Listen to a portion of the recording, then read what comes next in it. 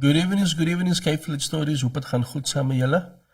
Tonight we have a very different topic, a topic that hits home. Slaat baie hard huis toe.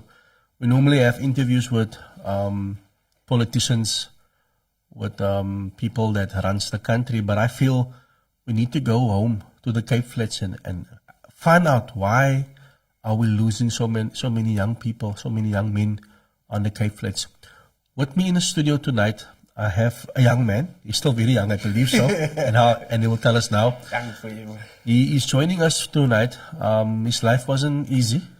He comes from an overpark from the Cape Flats. He's been involved with gangsterism, drugs, you name it.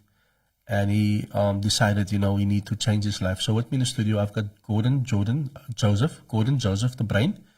And he will be joining us tonight. And we will be talking about his life a bit.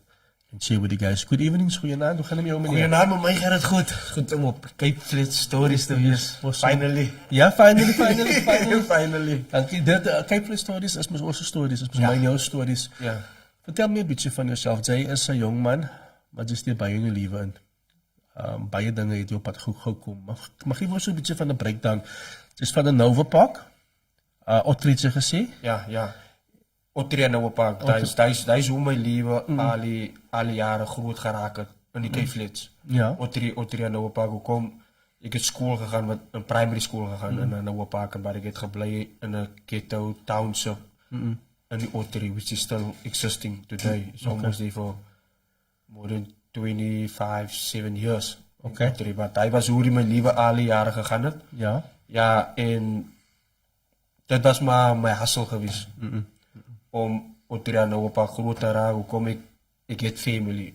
Ja. En aan Nova Park ook zo. Het was meer van mij, amper zoals mijn huis. Ja. Mijn ziekenhuis. En zo, voor mij om groot te geraken in die Otterije was maar net survival of the fittest. You know, growing up as a little kid, just like any, I believe like, there's no one like die wat zo groot raakt. No one kind wat zo groot raakt, you know. Going to bed at night with an empty stomach, you know what I mean, as a little kid. Going to school tomorrow morning with an empty stomach as a kid, you know. So that was basically my life also on the streets, on the Cape Flats streets, growing up, you know, as a little kid back in the 90s, you know, because, you know, we all depend op die ma zal maar altijd, die huizen zijn.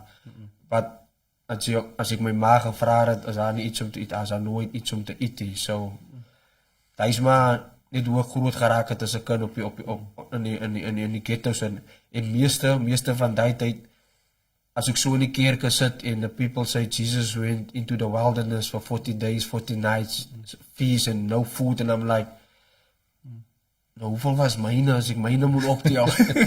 Ja, en ik was een kind geweest. Wat ik een kind was als ik aan mijn daar moet optellen, hoeveel was mijne? Ja. So, ja. Sê vir my, jy het gemense in jou ma was altyd daar gewees. Nou, ons weet die Cape Flats, baie kere is die maas, daar is meeste maas as paas. Ja. Somehow, of daar is paas, maar die paas is ook maar nie daar nie. Ja. Baie van ons kan die attest, but growing up, was jou pa present in jou leven geweest? Oh, ik het nou die dag gezien, mijn pa was altijd dood voor mij. Even though mijn pa had geleven. Hij was een alcoholic en hij was een abuser. En hij was bij violence. Hij was een construction worker. Dus ik altijd zei, mijn kooi, ik heb geslapen onder die kooi. Niet boven die kooi, onder die kooi. Mijn zuster, want van mij onder die kooi weggestikt het. Van mijn pa, zo violence kan hij geweest het. En hij heeft elke dag is toegekomen dronk. So, in my life, I always said I never had a father because there's nothing that I can. Me and my father never had a one-on-one. Yeah. Like we have this interview, I never had something like with him like this. I've never sat down with my father. I've never spoke properly to I don't know. So for me, he was always out of my life, just being alcoholic and abusive to me and to the family. So I mean, that also brought a pain to my life, me already growing up as a little kid on the streets of Cape Flats, poverty, unemployment, surrounded by gangsters, drug dealers, criminals and all, you know, and you go to the people's houses and knocking on their doors, you know, asking them for food and for bread, because that was my life as a kid, you know, on the streets of Ottery, go and knock on the people's doors, asking them for food and all that. But when my brother was a drug dealer as well, you know, because that was his own life that he had to live back in the 90s. But I never had a dream or a vision to live like my brother. You know what I mean? Because he was very popular, you know, and he dates back to those days of the Stachy brothers, the Colin Stanfields and the Bobby Mongrels, you know what I mean? So for me, being a little boy, I always had dreams. What Benny love right now, it was just me as well in a Noah Park. That's what I wanted. Every time when I look at Benny, I was like, wow, I really wanted that when I was a kid. But at the age of 12, everything went dark for me. You know what I mean? Because at the age when I was 11 years old, skiet hulle mos nou 'n man se broer dood. En ek meen, that was my heart. That was my brother. That was somebody I could run to. You know, and there's always words that I will always remember from him. You know, when my father used to abuse me so much, and I was like, hey, I don't like this life and all this type of things. And he gave me 2 options, and he told me, as eieren, jy pak jou sak en jy hardloop, of jy staan vas soos 'n man.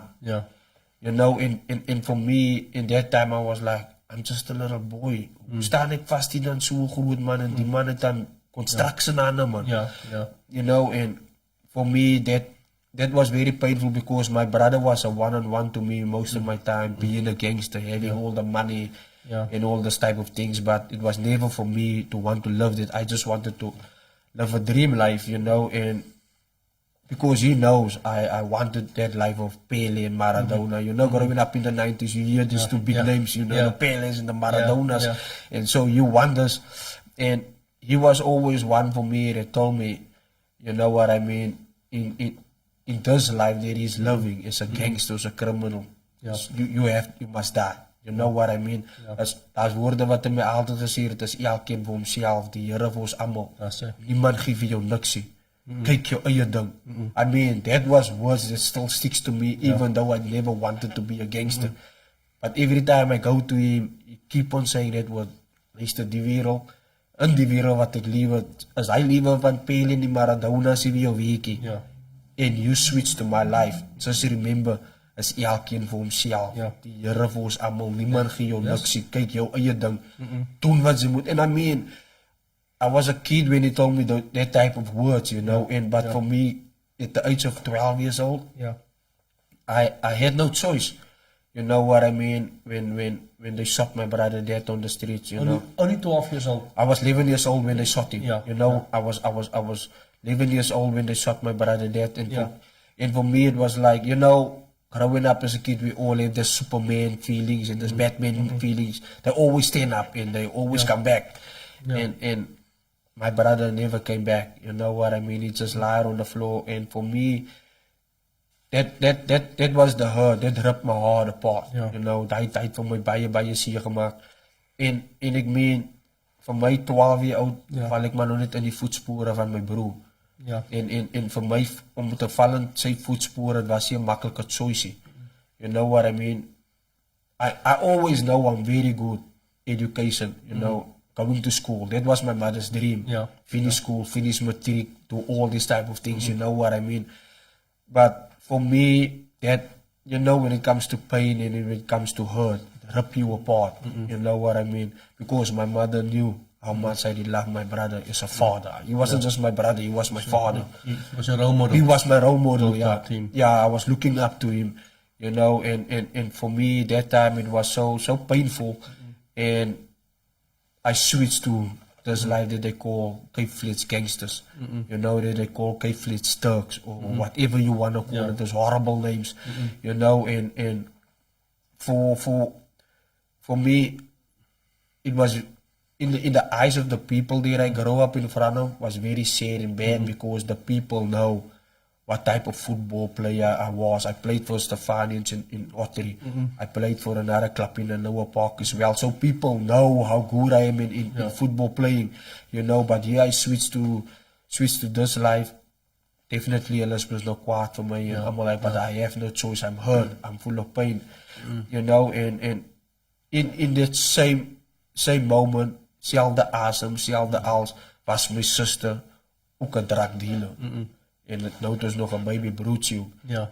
En my sister was 'n alcoholic. Sy was 'n drug addict. Maar toe trou sy en toe raak sy nou 'n drug dealer. En sy het 'n massive drug dealer geraak. Ja. Nou en vir haar om 'n drug dealer te raak, which means I was just joining the family business. Ja. You know, kom ek het gesien my Boeta het gedoen. Jy doen my oudste suster het ook. Ja. Nou het ek nog 'n groot suster, but she don't want to get into that life. So I will just join my sister that is in the streets because me and all my friends, we grew up on the streets. Yeah. The streets is our life. It's our bread and butter. Yeah. You know, we know what goes on in the street life. And that was the time when I switched and I joined my sister and all that type of things, getting into the drug dealing business, you know what I mean? Otri, Lotus, Noah Park, you know what I mean? And so I started to travel in the Cape Flats, Wynberg, all these places. I started to hustle, you know. And that was only between 12 and 16, you know, when I was living that life. And education was always me. I was still on school while I was doing all these things. I had money, I had power, I had all the women that you can get in. I have women. I don't need to go look for it. I had gold. I have what any kid is asking by his parents. You know, I have all these type of things. You know, like many people when we start talking, they're like, "You did live the gangster dream," and I was like, I will not say it was a dream. I just had no choice. You know, living that life, and for me, doing all these type of things between that little age, you know, I was not even 18 years old properly. I was not even 21 years old, and you know how it goes. Those two type of ages in a colored culture, 18 and 21. That's like you're reaching a milestone to prepare for marriage, to get a wife and children and all, you know. And I've never had this because when I was 16, I went high school at Bonteheuwel, and I had everything when I was in Bonteheuwel. You know what I mean? And I remember I still, me and my mother always had interact with one another. You know, I could speak to my mother, and my mother never wanted me to live this life because her words to me is like, my son, this life that you live is gonna get you killed, or is gonna get you end up in prison for many years. Yeah. You know, and I'm like, this is my life. You know what I mean? And for her, it was just like to finish school. I was still at grade 10 when I was 16. You know, because I mean, I've built myself up since I was 12 years old. You know, I built myself up on all the streets of Lotus and Noah Park, Menenbergs, where you know, the Cape Flats. I was building and building, you know, and when I was 16, I told my mother, hey, I don't think I can finish matric or I must finish school or anything. Yeah. Because I don't need a job. Meaning to read why I don't need a job is like the people that's doing 9 to 5 work. They work for me because I'm a drug dealer. I give them money, I lend them money. I'm a loan shark, like they say, a loan shark. So I make enough money. So why must I still go and work for a boss, or why must I still finish school to go and work for somebody? Well, I look at my community, I look at my environment. I was like, I'm richer than most of these people that's staying here. If I make a 5,000 a day, then I'm rich because all these people around me don't have this money. You know what I mean? I was just looking at my community, looking big picture. And for me, at the age of 16, you know, I mean that was my last season of my life on the streets of Cape Flats. You know? And you were 16 years old when all that things happened to you, where you were exposed to material things, where you were exposed to women, where you were exposed to all the wrong things because of what has happened in your life. Obviously trauma, and then also because of a father that wasn't there also to sort of mentor you. You know, boy, this is what you do. And I think deze ding, Gordon, is that baie van ons het nie die rolmodelle nie. Ja, definitely. Ons kyk as ons opkyk, kyk ons op na gangsters toe. Definitely. En ons dink is reg because oor die jare wat gebeur is, ek sien my broer doen dit, my neefie doen dit, my suster doen dit. Exactly. Ek gaan dieselfde doen. Yeah. But where did things change for you? Where did Gordon say, okay, nee, but ek gaan nie met die move doen nie, because obviously with all these things you had to do things. Ja. Soos ons weet, sy moet jou hande vuil gemaak het, sy moet dinge gedoen het. Where did things change for you? For me, I mean, things changed when I was sentenced to 10 years for murder. Wow. You know, when I was sentenced to 10 years for murder, I believe I was about 17 years old because I ended up in prison for murder. Yeah. In more cases, I had more cases with the murder case, which when I was 16 years old. So definitely I can prepare myself now for 25 to life or whatever the judge is gonna do with me. You know, so for me, being in behind bars, I was like, this is a different ball game. This is not now they talk about Americans, Mongols, funkies, you got all these gangsters. No, this is like a ball game where they're talking about now 26, 27 and 28. Now I need to start another gangster life in prison. You know what I mean? And when I was there, I got sentenced to 10 years, you know, and I had no choice because I need to survive in prison as well. You know what I mean? And so I joined the 28 gang in prison and all this type of things just to survive, you know, because I want to. My life was just to survive, making business in prison, survive in prison, doing what gangsters in prison is doing, you know what I mean? But I always had that lovely mother or that loyal mother, you know, coming in the winter or coming in every season, you know, coming and visit me, you know, and I never wanted to go back to school. For me, it's just like I'm behind bars, I'm a gangster. This is it. So this is my life. Me. Yeah, this is now me. Now I can become, you know, kan ek mos nog vinniger 'n general raak and whatever. And most of my homies was also with me in prison, and we all were prison gangsters, and ek meen ons almal raak groot oor die jare saam Otria nou op Park en nou soos almal nou in die tronk en nou maak ons nou weer nog 'n liewer in die tronk en but binne in die tronk het ek gediscover wat is binne in my in. Like soos ek jou gesê het, ek was altyd gifted wat ek klein was. Ek wil altyd 'n voetbalplayer gewees het. Ek het gedoen sokker, cricket, sports. So in die tronk wat ek in die tronk was 'n straf wat ek liewe nog altyd die verkeerde liewe binne in die gevangenis en doen al die verkeerde dinge. But 'n revelation het my net gestryd. My ma het altyd gekom na my toe gepraat saam met my kind. You can still go back to school. You can still finish your school, and we was fighting this thing, you know, and that revelation came to me when I was behind bars. You know what I mean? And I still can remember it correctly. When I was 21 years old. You know, and I remember my mother came and my mother told me, my son, I don't have a 21st key for you. And you know, when it comes to the colored culture, 21st key is amper like your special gift. You know, and she's like, I wasn't supposed to get a visit. Even I remember, I wasn't supposed to get a visit in prison even, and she came, but they still allowed her to give me a visit because he told him it's my birthday. And I was sitting with my mother and I could see the tears in my mother's eyes and all this type of things, and she's talking, my son, again. And me going back to my prison cell, lying on my bed is where I got that revelation calling. Where God told me, if you believe in me, I can give you 31st key to get out of this life. Vir my is was nou 'n malvoice wat ek hier nou was, ek kan nou tronk, ek roek aan eers sien. Ek roekie, wat gaan die aan nou? And it's like, if you open up that Bible, I can teach you speaking English. I was like, ek kan nie eens my naam in Engels kry, what, you know, I'm going so crazy, and it's like, I can give you a 21st key, you know, and it was impossible at that time just to listen to this voice of God, just to listen to who's speaking to me, you know what I mean, and me being back in school, you know, while I was back in school, in prison, I remember I failed my first year in school because of my gangster mentalities and all that, you know what but I'm just, while I was failing, I was thinking like, I remember when I used to fail when I was a kid, my ma het my geslaan.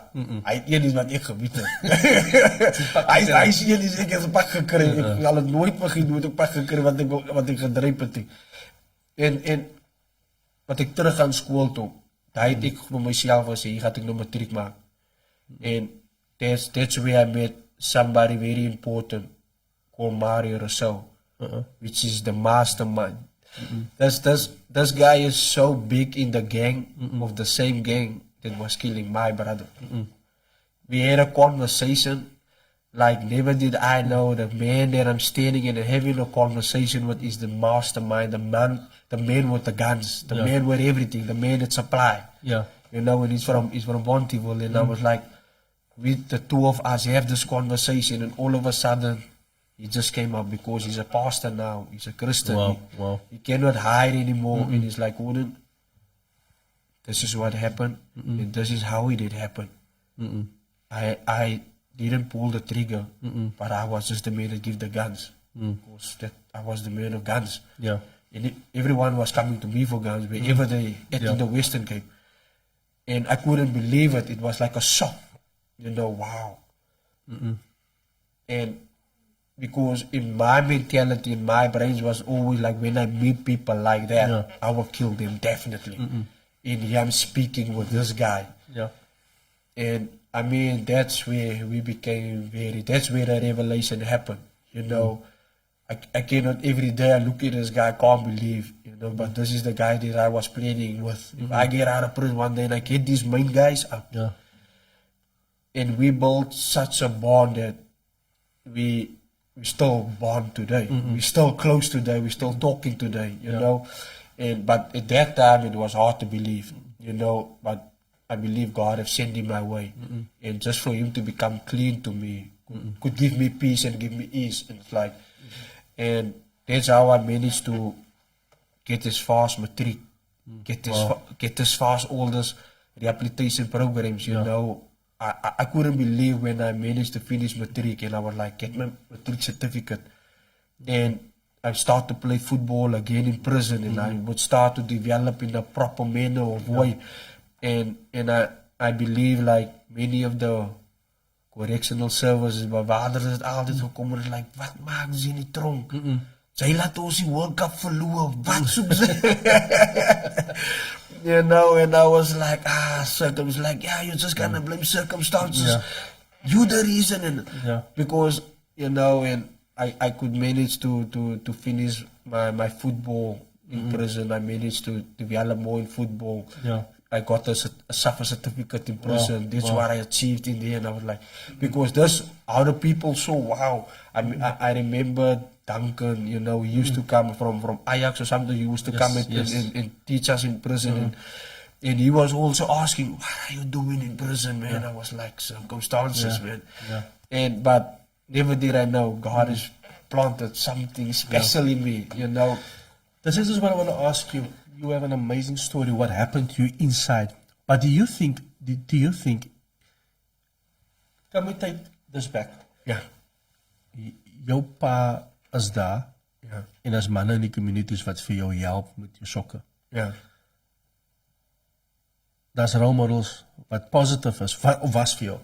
Do you think that you would have been playing for South Africa and that you wouldn't have ended up in prison? Could this be prevented if you had the right people alongside you? Then you would have had your dream. I mean, Benny McCarthy is van Nova Park. Daar's manne van Otri wat is die ene ou se naam, ek het nou sy naam vergeet, hy is van Otri.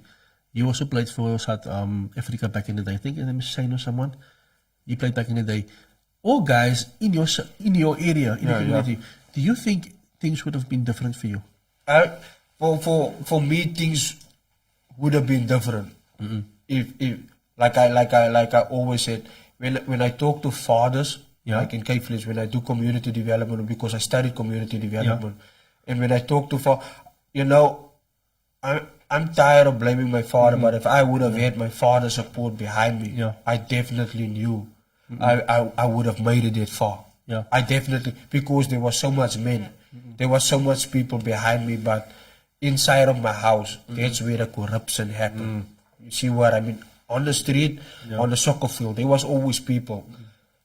I played for in Otterwil Stefanians. People was always supporting me, but when it comes in the house, that's where I was abused. That's where I got hurt. So that's where it all happened. It started in the house. So if my father could have played a father role, definitely I would have made it that far. I believe, like I always lie on my bed and I look at Ben, I look at everything. I'm like, I would have made it that far if I didn't get abused at home. If I wasn't hurt at home. If I never wanted a stable house or the perfect house, but I just wanted a father in the house. You know, because I mean, behind any successful person, like football players, their fathers is there. That's right. You know what I mean? So for me, I always look at it, if my father could have just supported me, then definitely, because on the streets I was support. People came and picked me up, and I drive in cars and go play soccer, and that made me believe I would have made it. You know what I mean? But every time when I come from the soccer field, I get hurt at home, abused at home. So that pain, it was too hard to handle for my dream. So that was my pain. My pain was only at home. If it wasn't for that, I would have made it. Wow. I just want to read something quickly. Fatherless children are twice likely to drop out of high school. That is the statistics. Then children with both parents at home. That's the U.S. Census Bureau, 2021. The fatherless are also 40% more likely to repeat a class and 70% more likely to drop out of school, Ibert. And what you're telling me and what I'm seeing here, I mean, ons 'n probleem op die Cape Flats is. Ons groei op sonder pas. Ja. Dat ons kan sê wat ons wil. Dit is ons grootste ding. Ons as mans, ons het nie daai figures in ons lewe nie. 'n Pa bring ons dissipline. Exactly. 'n Pa bring ook liefde. Ja. 'n Ma is nie daar om seker te maak alles gaan 100%, alles is fine. Exactly. But I think any child when they grow up, they look up to their father. Their father is actually their role model. Yeah. And I think this is the biggest problem that we have in our community. Yeah.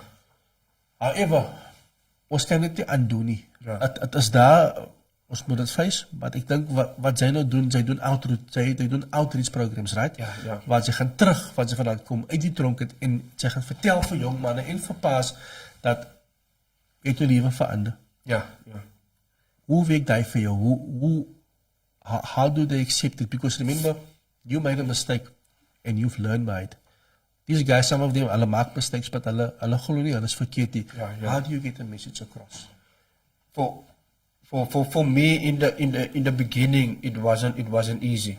You know, I remember the time when I ended up again. I came out of my 10 years prison sentence in 2012, but ek het nog altyd mos my padmaniere gehad, tronkmaniere gehad. You know, until I took myself serious 2015. You know, and I can still remember it. Where I was at Portsmouth Maximums and all that. Dus allemaal die broers moest nou ramen. Allemaal die brassers moest nou ramen. And you know, in that revelation of God came again to me. It's like, hey, confess, I can get you out. This time it's again for groot zaken. And I can already see, this is the 25 years to life now. Die keer gaan ek het sommer net weer escape soom. You know, and there's always a hand of God, you know. And this time for me, I was like, this time I will not let this hand go from me, you know. And that's where I confess to die broers, or die getuies, or die brasse, or whatever hulle is in die tronk, 26, 27, 28, wherever. I say, guys, I'm done with this life. If I'm walking now, I promise I'm leaving. And you know, everybody looking to me because they know, because Musimamani brains, I can get this, I can get that, I can get. And 2015 was for me the turning point, to say it that way. You know, meaning to it is like, I remember I gave up everything. You know, I said, oh, like I'm gonna hold the guns and the stuff, and that's fine. I even came out, when I came out of prison, thanks to God for that, you know, because that's what He told me, you know.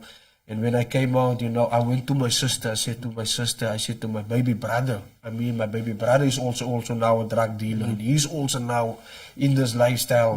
He's just my baby brother. You know, and I said to my baby brother, I said, hey, I'm done with this life. I don't want this life anymore. I go to to the right people, and I said, guys, I'm done. I'm walking. Yeah. You know, and that year for me, walking was really my turning point. That's why today I can see the hand of God over my life. That's why I can be on K-Flash Radio stories tonight, you know, because of the hand that I saw. Yeah. You know, and I just came out of that year, and that was my turning point.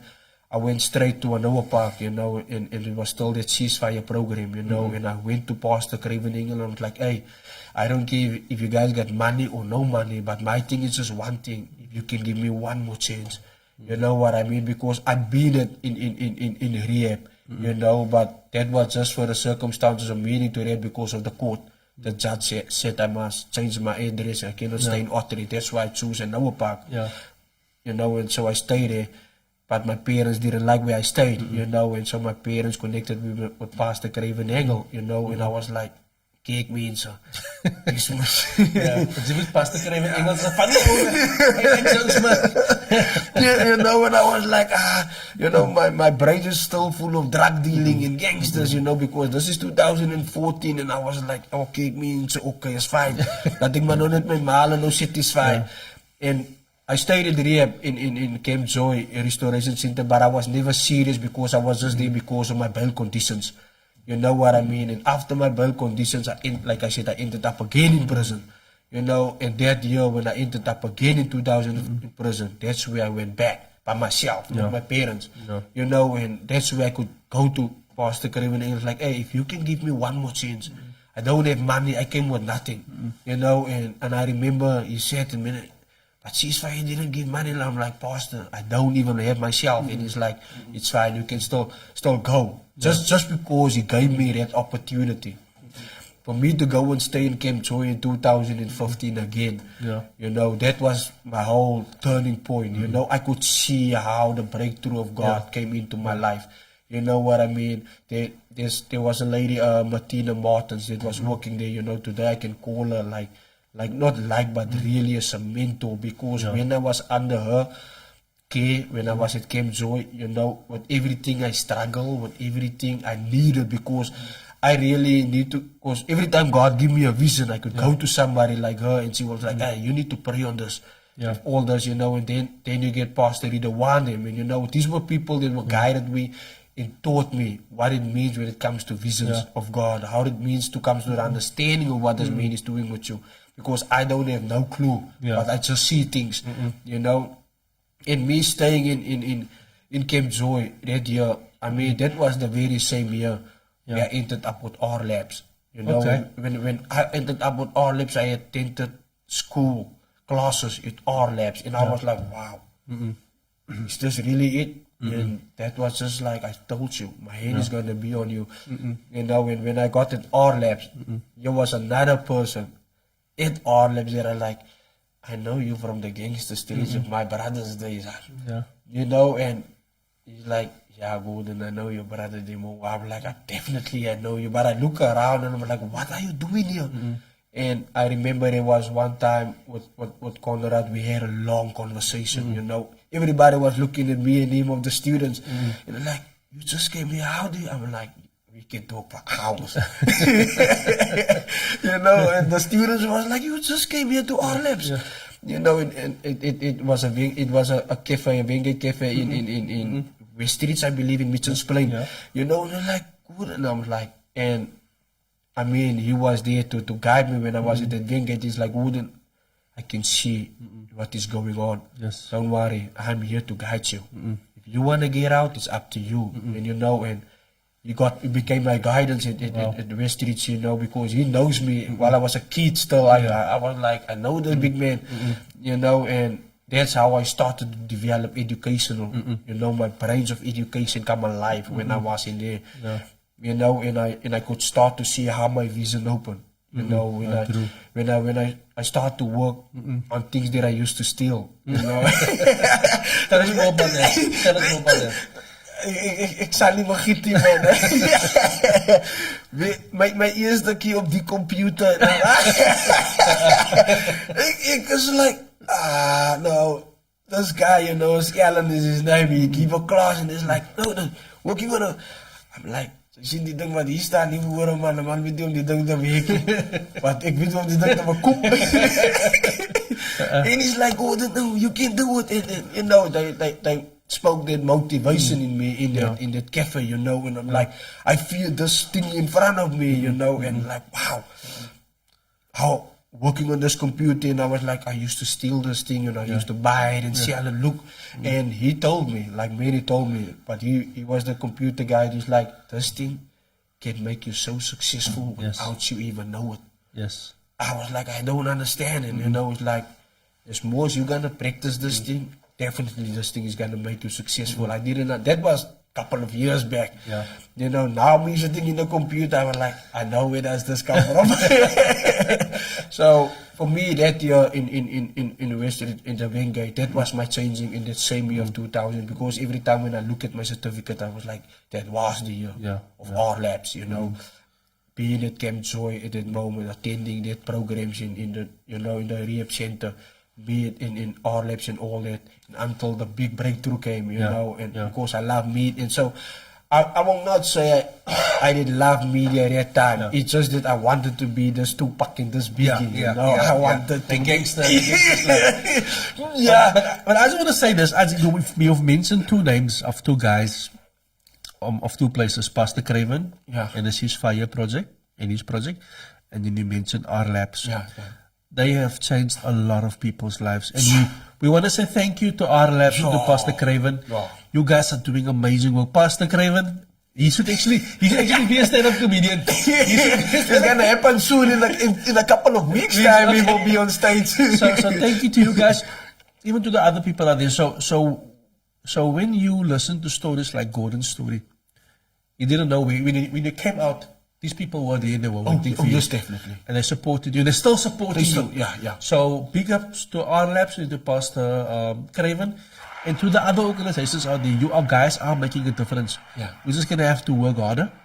And we're not going to have to give up. And we're going to have to be consistent. Yeah. Tell me more about you and your future. I know you're busy acting. Ik wil just say actor. I said earlier on, I said from a gangster to a pastor. I said, So he said from a gangster to an actor. So tell us more about the acting part. Yeah. Shout out to Devin, you know, Mr. Devin, you know, he brought that actor, that Denzel Washington out of me.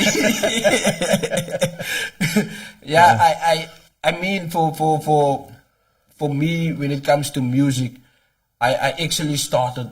I could have feel it when that spirit spoke to me. That feeling of media entertainment spoke to me when I was in the gutter, in Ottery, in the ghetto, in Ottery. You know, in these bad places, you know, and it comes to me and it's like, hey, because I was writing songs while I was in prison. You know, I wrote so many songs, you know, and I was like, hey, can you rap these songs, man? And, you know, and for me, 2013, you know, that's when I actually started to take a try, you know. Ik moest nog try, want ik kan ook die toepakkelen is en wat. You know, and I came out of prison. And when I came out of jail 2013, I was like, and I remember one of my friends, you know, Munib, you know, he was on drugs. I was the drug dealer. He was the drug idiot. You know, and we were just sitting in his house, you know, and I just came out of prison. You know, he stayed that time in Sierra Park, you know. And while I was sitting there with him, you know, and he was like, hey, Gordon, what do you really love, man? Remember, all gangsters, they love something. They love football, rugby, some love rap music and all this. It's like, I was like, rap music, man. You know, those rap Tupac stuff in. And it's like, I know people that know people. I was like, bro, ze zou weer dronk geworden zijn, man. Nou wil zijn jullie van mij komen kijken. You know, and I mean, that was it. Never did I know it will got me to where I am now because of that drug addict. You know, the very same people that we look past, the very same people that we judge, the very same people that we say, now you're good for nothing. That was the very same guy that was on drugs. I mean, he was probably high when he told me that. He was like, God, wouldn't we make a phone call? And at the very same time, he called a music producer, you know, Christo, in order. I was like, Christo said, Gordon, I know. Yeah, man, Gordon, go up. And I was like, since when did you go into music? And they hooked me up with the very same muffin that is YGen, with the very same youngster. Okay. You know, and Christo is like, I don't do what, no, but I know people. You know, and they took me through this very same day to Muffin, and that's where I still have 10 years later. I'm still having a conversation. I still being at friends with Muffin, and I still seeing the youngsters them out there, and I remember when he told me, and he told me, you know, when I was in the studio, I think I can do this thing, and it's like, hey, remember, don't expect the song that we record to go on the radio, but expect this thing to inspire you. Wow, and that inspiration came deep. You know, that was in 2013. I only follow my call in 2015. You know, and 2014 when I was in rehab in Camp Joy, you know, and that's where Devon, you know, and Devon is like, hey, they're gonna do a play and they do actors, and I was just like, wat gaat nou hier aan? Hier die rehab, die allemaal normaal mensen die binnen zo, right? Ik was nog niet als de normal, you know, because ik was hier wat dragsie, man, because man, die voor die bail conditions, and he's like, good, and I want you to do acting. I was like, ik kan me bra. En zo, ik op high stage, nee, and never did I know that was the it. You know, and we did a short play inside of Camp Joy in a rehab center on the graduation day. And boom, I still didn't take it serious because I just want my case to finish so that I can go home, so that I can go and sell my drugs and do my thing, you know. And I remember 2014, he gave me a call when I was on the streets, dealing my drugs, doing my things. My bro, we have a play for you, Gordon. Joseph Stone, actor, gangster. I'm like, but you must come back to Camp Joy. Ik zeg van, je gaat niet weer terug naar rehab toe nie. Je gaat die rehab doen nie. Nee, and it's like, he's like, but I will do it, but I'm not going back to rehab. Ik blij niet, I'm selling my drugs and I need my money and stuff. You know, but that's where I didn't know, but God knew. You know, in 2014, I did the first Joseph Stone play, and I was like, I wasn't serious. The second time they did it, Don't Miss Your Turning Point, I was in prison. I will never forget, I was lying on my bed somewhere in December. They say me, I was lying on my bed, and I hear when I called Pastor Krebus Engelsson to give me airtime. They moest die ouwens, ons phone was for airtime, man. And me calling for airtime, and die phone ek die man binnen die keken. And die man like, oh, then just hold on, I'm gonna give you now airtime. But you call on the phone on, man. And the man, and I lost the phone on. And I can hear in the background, and I was like, that's the play of Don't Miss Your Turning Point. This guy is doing the theater show. And I lied on my bed in prison. And while I was lying, I was listening, and I was like, now I'm waiting for my scene to come up. And when my scene come, I was like, I know this is niet true. And now after the play, he's like, what is it nog op je phone? Ik zei, nou, ze kan me zo maken op mij niet, man. And it's like, I will see you airtime right through. And that very same moment was like where I got my calling. That's the moment I can give that to you if you believe in me. I can get you out of prison. When I came out of prison in 2015, I didn't turn back ever. You know, and that's where I met with, and Devin gave me another call. He's like, oh, then we gotta do this thing again. Joseph Stone, I'm like, I'm not missing this opportunity. I'm like, Pastor, not this one. You know, and when I'm on stage now, I'm becoming this Denzel Washington now, and you know, I'm in the park.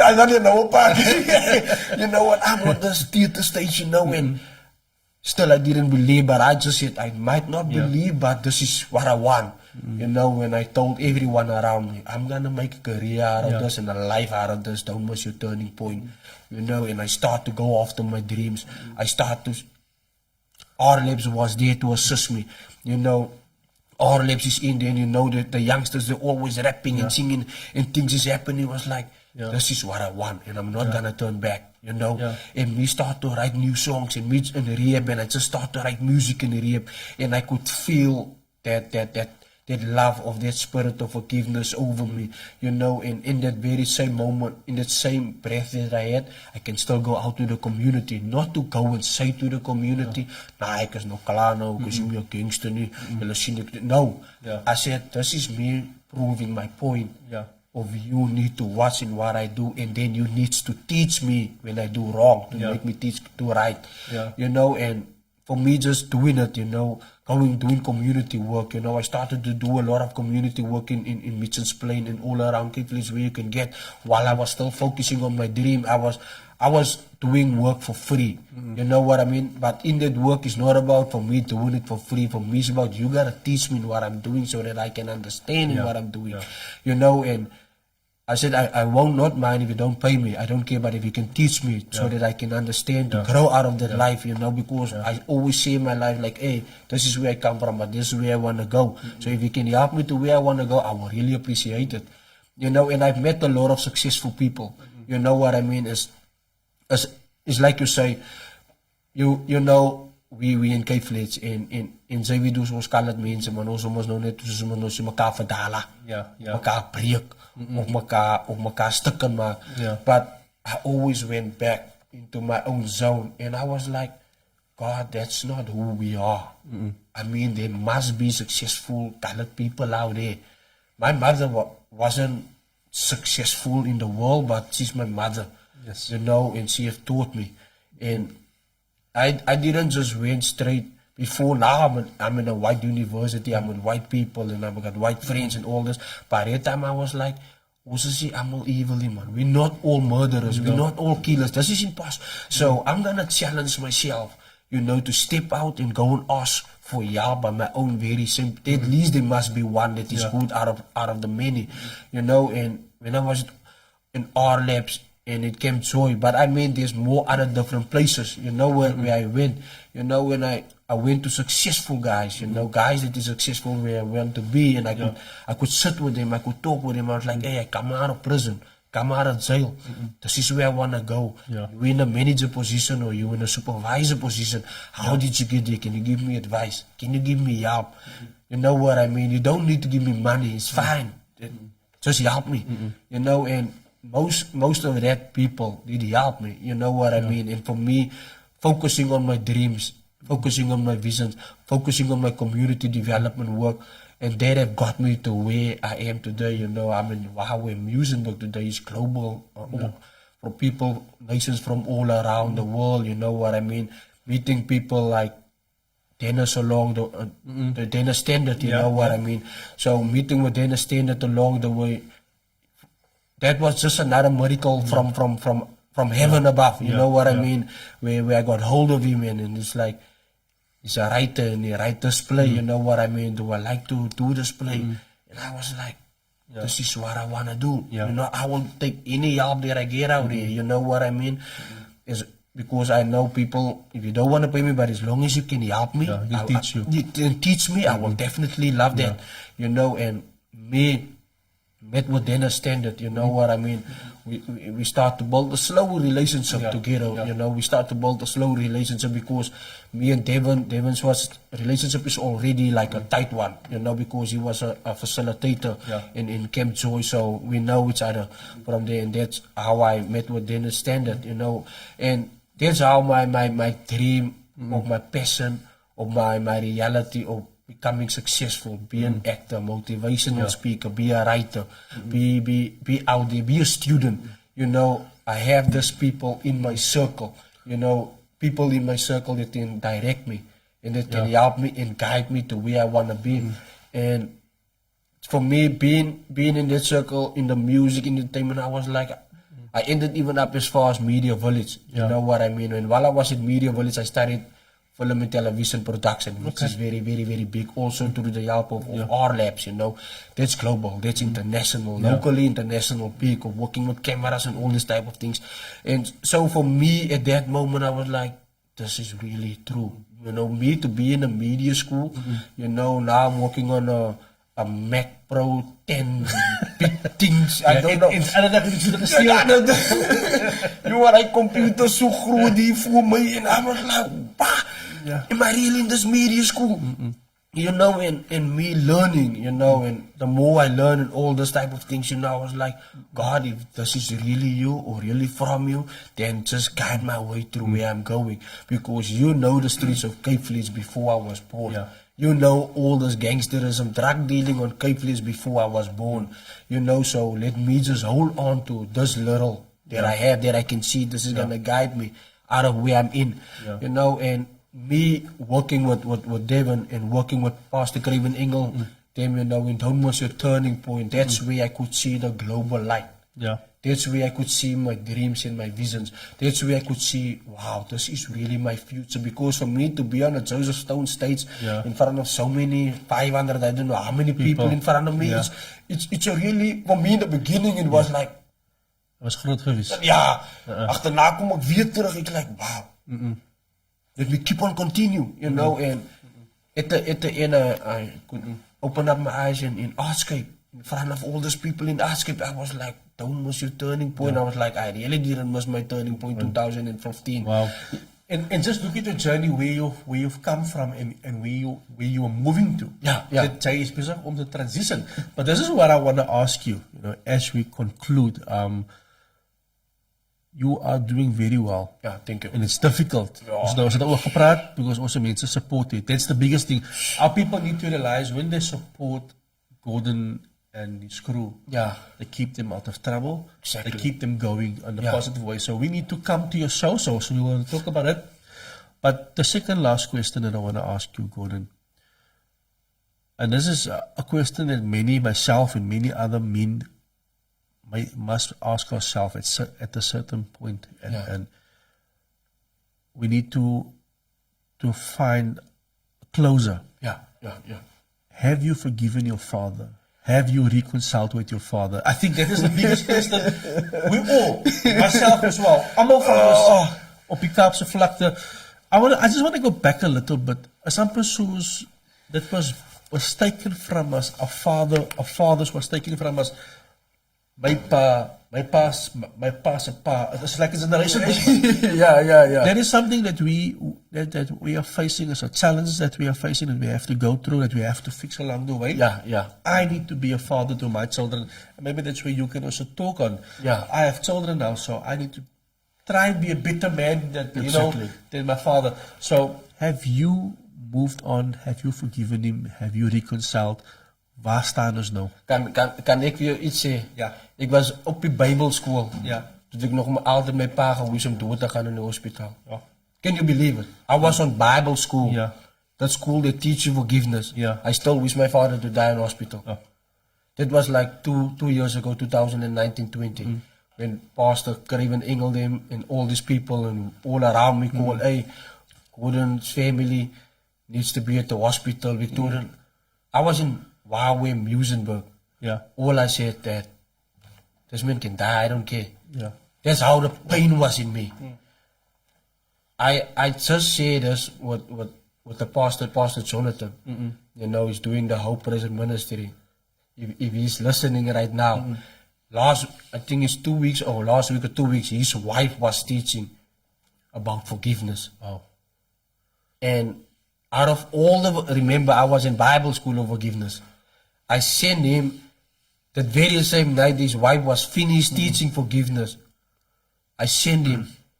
I've processed forgiveness so many years. Yeah. And so long through until your wife's forgiveness of teaching could break through to me. Yeah. Wow. And I could see that forgiveness now in 2023 in me. I was just sharing this because I'm working with Hope Present Ministry. I do my internship with them. Okay. Because I started community development with YWAM last year. YWAM Muizenberg. So now I'm doing my outreach of community development. And so, but now I'm doing it with Hope Present Ministry. And I've learned so much in the NC, so being back in prison. But it's a good way. It's a good way. And I mean, that's actually where forgiveness was fulfilled or being established in me through their pastor's wife teaching forgiveness. I told him, and I told the prisoners even, guys, I was in Bible school. I didn't forgive my father. I wished him to die while he was in bed. But my mother, but my teacher, you know, my teachers came to me and the students like, Gordon, you cannot be in the school if you don't want to forgive your father. Then you're in the wrong school. Yeah. My teacher even came to me and he's like, Gordon, you cannot be in my class if you don't want to forgive your father. It's important. Then you need to leave. Yeah. Then you cannot be in a Bible school if you carry that, you know, and even my roommates told me that, you know, shout out to them, they're all around the world right now, you know, and even they, because they went to go and visit my father and my family, you know, my room is from Netherlands and Sweden, you know, for them to see my father in the gutters and hear this thing is in the hospital, they said, Gordon, you gotta forgive that man. Yeah. You know, and me, never did I know I'm doing the forgiveness when I went to hospital. Yeah. And as I went to hospital the first time, you know, my mother was there, and my mother said, and I could see my mother's not even there by my father, she's here by me, and she's crying. And that's where it is. My mother is not crying because of my father that is lying on the bed. She's crying of me that is staying in hospital. Yeah. Because he told me, my son, you might not know what you're doing now, but this is your faithful step of forgiveness. You don't know it, but soon you will know it. Amen. You know, and that was just answered 2 weeks ago. Wow. So this interview, remember I was supposed to do this interview with you a while back. So this was sort of appointed that the experience, because that's one of the biggest things that we all go through. I also go through it. And we need to be honest with ourselves. Yes, definitely. I also need to go through that process where I need to forgive. You know, you forgive, but those people do so a lot of damage to you. They do so a lot of harm to you. Exactly. Dat jy's bang om vir hulle te vergewe and you're afraid to let them into your life because nou gebeur dit weer. You know, but I think because of all these things happening to you as a young boy, you were disappointed. Deep. You were disappointed. You could have been the next Benny McCarthy. You could have been. That's what I say to myself every day. You know, I say to myself, if you could have, you know, while he was in hospital growing sick, you know, there was still a little piece left. Yeah. And in that little piece that is left before he passed away, I was just like, you must just remember, when you get out of hospital, I will tell you I was there. Yeah. So now we can build. At least there's the relationship between father and son, because we're both grown-ups now. You know, but in that period of time, you know what I mean, for him being at the hospital, and I got that call again, Gordon's family, Mr. De Bruyn's family needs to be at the hospital. And me went into hospital. Never did I know this is my father going past me. Just passed away. And the doctors told me to sit down and relax and be easy. And it's like, hey, you just went past your father. He just passed away. And I was like, wow. I had a week or 2 years to live, and I was like, I've planned for us to build a father and son relationship. I know it might be too late, but now I'm much more grown. You know what I mean? I'm in a Bible school, and I got a lot of studies behind me. I'm much more mature up in my brain, so definitely I can at least talk to you like a father-son story. You know, this will help me to build with my children in my future and all this type of things. So for me, that is always the painful one.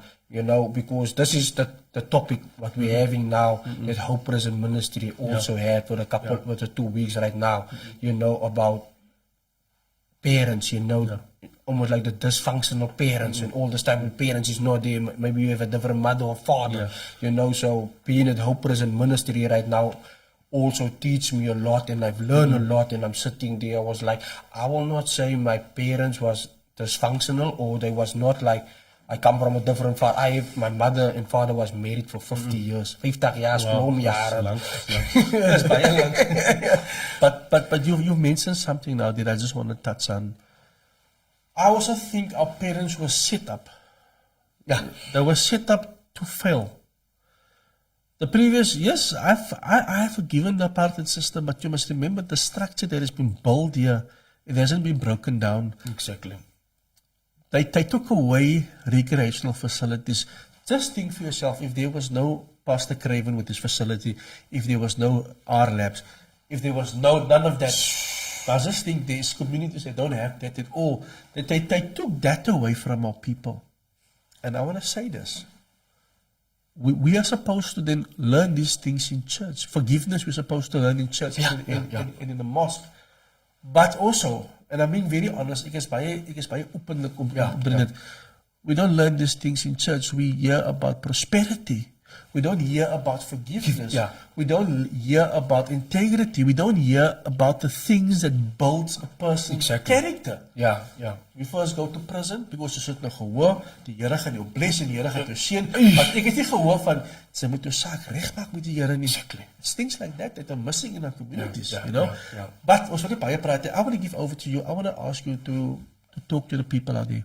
Daar is nog Gordons daar buite. Daar's 'n klomp van hulle. Jy Menenberg en Nova Park, Lewendeel, Kefda, daar's 'n klomp van hulle. Some of them are sitting out there En dink jy vir homself, ek gaan nou 'n nommer trek nou man. Oh, Ek gaan nou sy bella daar binne, ek gaan nou met die broers nou praat. What would your message be? Because some of them are talented. Some is miskien goed in music en some is goed in sports en some met the future in art, wat ook al. What would your message be to that young person now? For my sal ek sal altyd sê it always boils down to the parents, to the community, to society. Daar is nog altyd onze kinders. You know what I mean? That's just me, because I studied community development with Power Musenburg, and now I'm doing my outreach because ek werk nou, you know, doen my internship met Hope Prism in die tronke. Ek praat nou weer met die ouens, ek sabela nie met die ouens nie, you know. Ek praat nou met die ouens. You know, sometimes ek goeie English as ek ouens like I'm work sabela nie. You know, and I always say like there is another me out there. Yeah. There is another kid out there. Yeah. You know, it's always boiling down to the house. Like meaning for me to say that ek was altyd suksesvol op die veld. As jy nou gaat staan op die sokkerveld, rugbyvelde, jy gaat zien hoe suksesvol hy leidt is. But then you go to his house. Hey man. There's always something.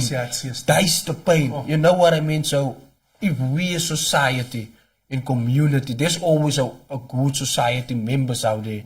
If you can use your goodness to go out, that boy that you watching on that soccer field or that rugby field, whatever field you're watching him, remember, that's his dream and his vision, but look at his reality lifestyle.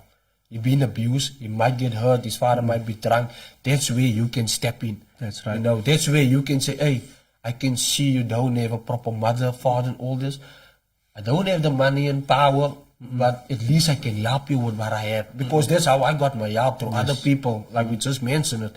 You know, my mother never gave, she even told me that herself, my own mother, when she saw my certificates, she's like, my son, I never gave you nothing. Wow. Ik het een whole full klomp certificates. But my mom, my straight gesê, my kind, which means that people that was reaching out to me. So that very same guy that is out there right now, sitting there on that street corner, or that little boy running around on that street of Noah Park, Minenberg, remember it a vision. Yes. Remember it a dream.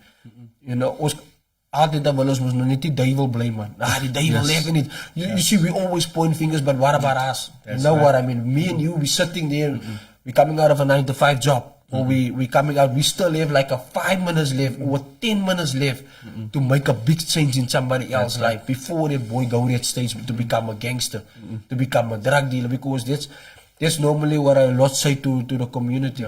When you fight with your son, you argue, remember it's fine. Die gangsters het die is toe nie. Meaning to that boy that driving die gevaarlike kar en goede, remember, he been through what this little boy is going through right now. You know what I mean? So he will not chase that boy away. He will raise that boy like a father, like a brother. At the end, you will realize this boy is a gangster. Yeah.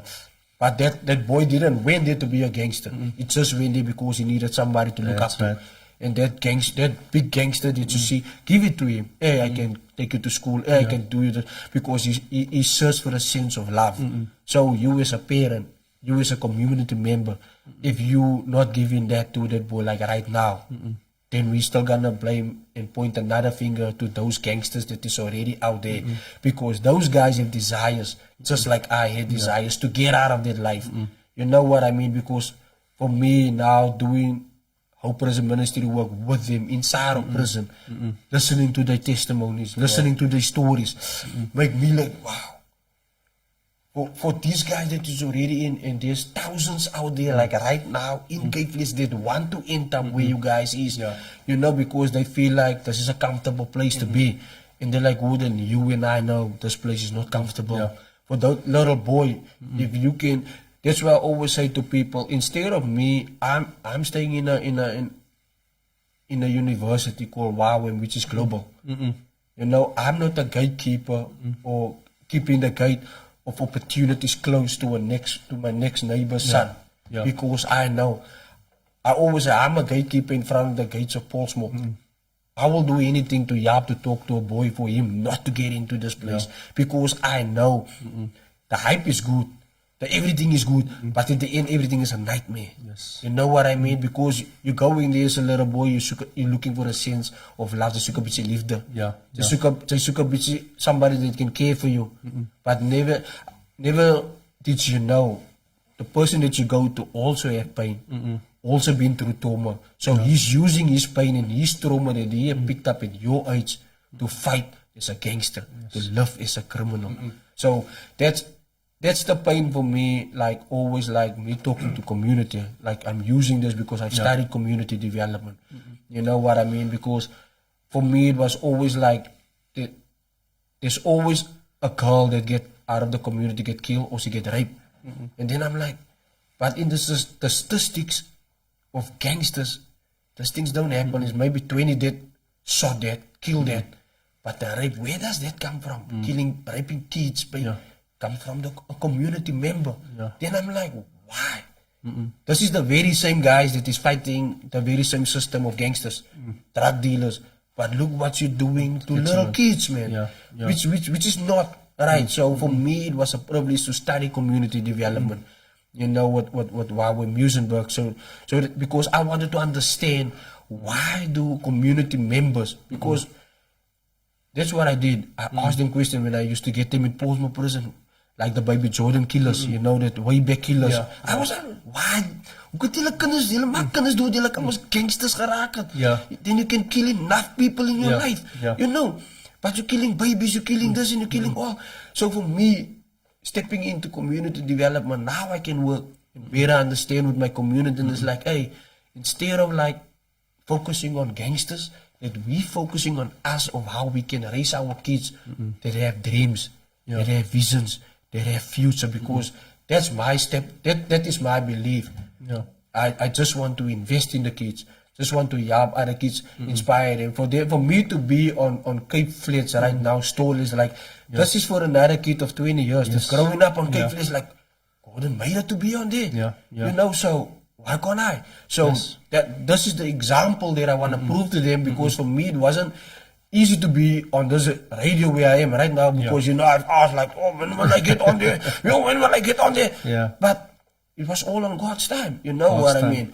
And now we can go Christianity, we can go biblical. But dan maak ons, dan sê ander mense nou weer kwaad die unbeliever, but ja, julle sê reg, julle pastors en julle goed, julle ry die karre en julle ry die groot huise. You know, so what are we doing as leader positions for the unbelievers, or for those gangsters or those kids that is sitting out there? You know what I mean? For us, that's living flesh, because ek is nou in die tronk. I stay in Wawe Musenberg, big buildings and all this type of things. And I always go to them in prison, like, Owens, if I can be in that far in the world, that is believe you can also make it out of the gutters. You can make it out of the ghettos. This is not about giving your heart to Jesus Christ and boom, then you're going to go like magic to heaven. It's not happened. Jesus don't work like that. Jy moet nog gaan werk. You still need this work for you. So what I do, I believe is from God what I'm doing.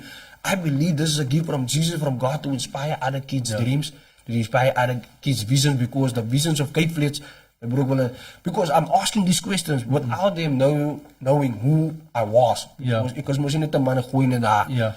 I'm like, what do you want to be? You know, believe a week, 18 years, my bro. I'm gangster raak, my bro. Kijk, je drug dealer raak, I say. Why? I'm going to see the man, die don't know, my bro. And see, but that's an how do you see? I mean, now I'm looking in those things, and I'm like, everybody just pointing fingers, you know, and this is the very, so meaning to that is like, we that is successful sitting in our comfort zones. And I always say to them, God came out of his own comfort zone to come and look, to come down to earth. And it's like, hey, that was not kyk wat maak die mense. That's right. So can't we as that have already the little to go out, and it's like, hey, we want to help you to raise. We want to help you to get out of Anoa Park, Minenberg, Mitchell's Plain, Pontyville, allemaal die verkeerde drug dealing gangster wereld, you know, because you and I know how painful it is to open up newspapers, to watch the TV. And you see it every day. You see it every day. But Gordon, ons is nou oor sy tyd, ons gaan tot môre te praat. But you know what, I can sense you're excited. I can sense that things took place in your life, and you want to share it with the world. And I think for the Cape Flats or our young people, this was a beautiful testimony Yeah. that we have looked where it went wrong. Yeah. We have looked at what, the turning point was, and we have looked at the organizations that assisted you. Yeah. And I think that was the three main things that any person could, take from this testimony. So I want to say thank you to you. I want to say all the best. Just one last thing. When is your show? You're acting. You said the 27th and the 28th of July. It's the 28th and the 29th of July. Okay. So it's called Mama Cry. Mama Cry. Mama Cry, which is an incredible, beautiful, hoe kan ik het zeggen, is awesome production van awesome mensen voor awesome mensen. Okay. We telling our stories, what I've just said here. Yeah. We bring it live to you because all these actors on stage coming from that life that I'm talking about. You know what I mean? Because we talk about drugs. These guys, Dennis Tender, them, Devon Schwartz, them, these guys come from drugs. You know what I mean? Dennis wasn't drugs yet. Dennis himself gepraat. Yes. So we really want our. This is a Cape Flats story, man. Like we connected with people from all around the world. I'm very connected from all around the world. You know, I've managed to study DTS, SBS, Titus, and community development. Yeah. You know what I mean? I finished the whole School of Biblical Studies with Wow and Muizenberg. That is global in the world. Yeah. You know, so people knows me anywhere around the world. But many people ask me, wat maakt ze nog achter die? Ze kan ons in Amerika wees. En zeg, this is where my heart is. Yes. New York and LA of America ken nie van my. Die waar jy nou op Park, Minenberg, Mitchelsport, you know what I mean? Yeah, so this story, it's so well written. Each and every character out of the story is ons story. En ons mense wat ek nou net hiervan gepraat het, is van ons. Ons vertel allemaal die goede binnen in 'n story. Daarom soek ons mense van Noah Park, Minenberg, Mitchelsplein, Pontyville to support us. This, like I always speak, when I speak to the team, and I always say to the team, you know, this is not about us. This is about a vision that we have for our next generations of kids. You know what I mean? I mean, there's so many guys that did it before. So we just want to continue keeping the legacies alive of our city of dreams, our city of visions. You know, so from me, I just want to see the whole of Cape Flats. They must come and support you. Hulle Mama Cry stiek uit. Ek weet hoe voel dit. Ek weet hulle wil daar by die huis is en ek weet ze wil in die kooi of ze wil 'n movie. Yeah. Remember, this is about our dreams. This is about our visions for your children, for your inspiration of the future. This is not about the money and power, but this is about to make a mark, to prove to anyone that look at us that nothing good can come from Cape Flats. This is proof that something good can come from us. You know, so for me, I mean, it's not about me talking. I'm talking about in general. I mean, we have the youngsters out there. We have so many performing artists out there. So for me personally, I would love our whole of communities from anywhere in Cape Flats to support these kids, like right in your community. They're right in front of you, in Mitchelsplein, they're there. You know what I mean? Support them. Go out there. Show your support, even though you don't want to, but you're just standing there, even though you don't know what you're doing, but you're there to support. You know, sometimes you support somebody without you even know what you're doing. You know, so that's how I got support many over the years. You know, that's why I could still be here and I could meet with people from 3, 4, 5 years ago. Like, oh, then I've been don't miss your turning point. I was like, wat sê die ka? Hij was 5 jaar terug. Hij zei, yo, good. And so I could have a conversation. And then I was like, thank you for your support. Your support brought me this far. Where I am right now. You know, and I'm with Wow in Muizenberg. And now I'm not doing this. So, please people, please Cape Flats, everybody just reach out to us. Come and support him. You will send me the poster tomorrow. Yeah. And I will share it with you guys. Gordon, thank you so much for coming. No problem. Thank you so much. Keep the light burning. Keep inspiring. It's important for you to go out and tell your testimony so that we can reduce those boys from becoming gangsters. It's also important for you to talk to those fathers and tell them this is what fatherhood, what fatherhood does to youngsters. So it's important for us om ons testimonies te deel. Oh ja. Baie important is, soos ek gesê het, is important vir ons om nie te vergiet van ons mense nie. Exactly. You know, so I want to encourage you to continue. And not to give up. So, okay, for the stories, you guys, please do share this live video. Please do post it. so that many of our young people can watch it. I will put it on YouTube in the morning, then you guys can watch it on YouTube and see it from there as well. So thank you so much to each and everyone who tuned in. And remember that, you know what, as much as we hate gangsters, as much as we hate what they're doing, somewhere along the line something went wrong. And we need to learn to prevent things. We need to learn to use preventative maintenance. We can prevent things from happening. We can prevent boys from becoming gangsters. If you put in the time, if you become fathers, and in some cases we can't also because there is peer pressure. But in most cases we can. The Bible teaches us to raise a child, you know, with God's word. And if we do that, you will not turn back, you know. So I want to encourage you that we must use the teachings of the Quran and the Bible and teach our young men and also be role models. We have two little role models. Hulle sê that's the veel chiefs and the Indians. So we need to look at that. But guys, have an awesome evening. Please do share. And I'll be back next week with a surprise for you guys. Don't forget the 28, 29 of July. You can go on our Facebook page, DS Production. Just search for DS Production. You will get all the information. You can go on TCO World Joseph, you will get the information. You can go on Dennett Standard, you will get information. You can go on Colors Harding, you will get information. You will get all our information. But DS Production, just search DS Production. Information is there. 28, 29 July. See you there. Cape Flats. Awesome. Hy gaan julle sien na ek gaan dink aan wie's. Let's support him. Let's support our people. Cheers guys.